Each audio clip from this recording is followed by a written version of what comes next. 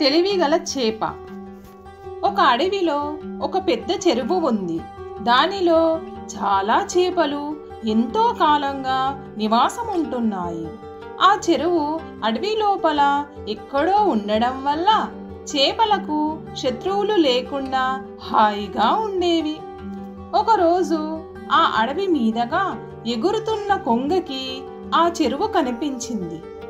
ఇంత పెద్ద చెరువుని చూడకుండా ఇంతకాలం ఎలా ఉన్నానా అనుకొని ఆశ్చర్యపోతూ ఆ చెరువు గట్టు పైన వాలింది. దానికి చెరువులో చాలా చేపలు కనిపించాయి. ఇక తన ఆహారానికి ఎలాంటి ఇబ్బంది లేదనుకొని ఆనందంగా అక్కడే కొంత దూరంలో నివాసం ఏర్పరచుకుంది.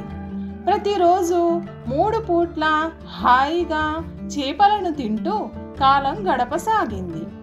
ఈలోగా చేపలు కంగారు పడడం ప్రారంభించాయి. ప్రతిరోజు తమలో కొంతమంది కొంగకి బలైపోవడం చేపలకి భయం కలిగించింది.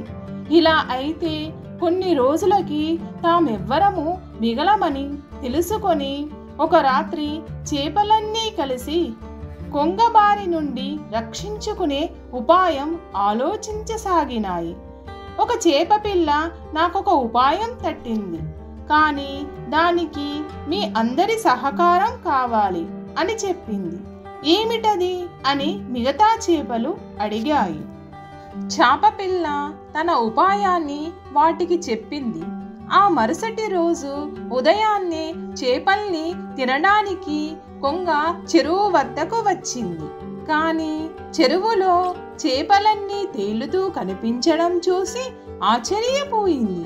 చూస్తుంటే ఈ చేపలన్నీ చచ్చినట్టున్నాయి, ఏమై ఉంటుందో అని ఆలోచించసాగింది. ఇంతలో ఒక చేప నీరసంగా పడుతూ లేస్తూ కనిపించింది. కొంగ ఆనందంగా ఆ చేపను పట్టుకోవడానికి ముందుకు వచ్చింది. కానీ ఆ చేప కొంగతో నీకు బ్రతకాలని ఉంటే నా మాట విను అన్నది. కొంగ ఆగి ఏమిటో చెప్పు అన్నది. నిన్న రాత్రి ఒక నాగుపాము చెరువు దగ్గరకు వచ్చి నీళ్లు తాగబోయింది.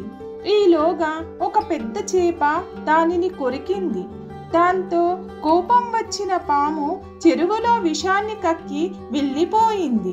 దాంతో చెరువులో నీళ్ళన్నీ విషమయం అయిపోయాయి. అందుకే చేపలన్నీ చచ్చి తేలుతున్నాయి. నేను కూడా ఇంకో క్షణంలో చావబోతున్నాను. నన్ను తింటే నువ్వు కూడా చనిపోతావు, జాగ్రత్త అని చెప్పింది. దాంతో భయపడ్డ కొంగ ఇక ఆ చెరువులో తనకి ఆహారం దొరకదని తెలుసుకొని మరొక చెరువును వెతుక్కుంటూ వెళ్ళిపోయింది. చేపపిల్ల పాచిక పారినందుకు చేపలన్నీ ఎంతో సంతోషించాయి. మీకు ఈ కథ నచ్చినట్లయితే లైక్ చేయండి, మీ ఫ్రెండ్స్కి షేర్ చేయండి. మరిన్ని కథల కోసం కథా సమయాన్ని సబ్స్క్రైబ్ చేయండి.